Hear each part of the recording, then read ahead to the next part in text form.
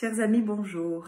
Aujourd'hui, je voudrais vous parler du week-end que j'organise avec ma collègue Olivia Sneyers, qui est thérapeute en énergétique et sylvothérapeute. Elle travaille avec les arbres et la nature et elle est aussi géobiologue.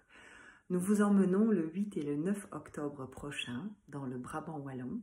C'est une formule résidentielle du samedi matin au dimanche fin d'après-midi. Et nous vous proposons, pour ceux d'entre vous qui sont parents et qui sont épuisés actuellement par leur rôle parental et qu'ils sentent qu'ils sont à bout, de venir vous ressourcer au contact de la nature et avec les bienfaits des outils de coaching que je vais vous partager. J'ai en effet été formée à l'accompagnement du burn-out parental par les deux professeurs d'université en psychologie, Isabelle Roskam et Moira Mikolajczak. Et à ce titre, je suis ravie de pouvoir vous dire que j'accompagne plusieurs personnes actuellement en coaching individuel sur cette thématique de la parentalité qui parfois pèse trop. Alors la bonne nouvelle, c'est qu'on peut sortir de l'épuisement parental, on peut sortir d'un burn-out parental.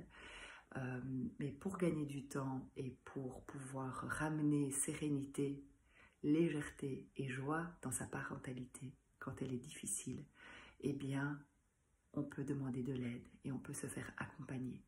Ce que j'observe, c'est que tous les gens avec qui je travaille en séance individuelle, quand je leur parle de ce week-end ou d'autres initiatives que je lance comme des groupes de parole, eh bien, les gens me disent « Ah mais non, moi je veux d'abord venir te voir en individuel, en groupe, ça ne me convient pas, je ne suis pas très à l'aise de parler tout ça en groupe. » Et donc, ce que j'observe, c'est que l'épuisement parental est encore un tabou.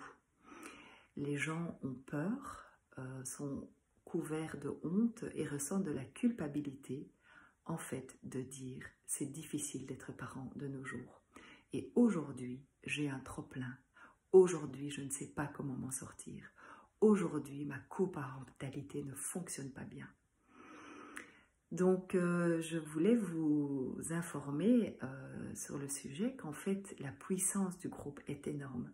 Quand on partage ça dans un groupe, évidemment avec une facilitation correcte qui met un cadre sécurisant, et c'est bien ce que je compte faire, eh bien, on peut se déposer tout en douceur. On peut partager les expériences des uns et des autres. On peut se sentir moins seul. Le fait de déposer sa souffrance et ses difficultés fait que tout à coup, elles apparaissent plus légères.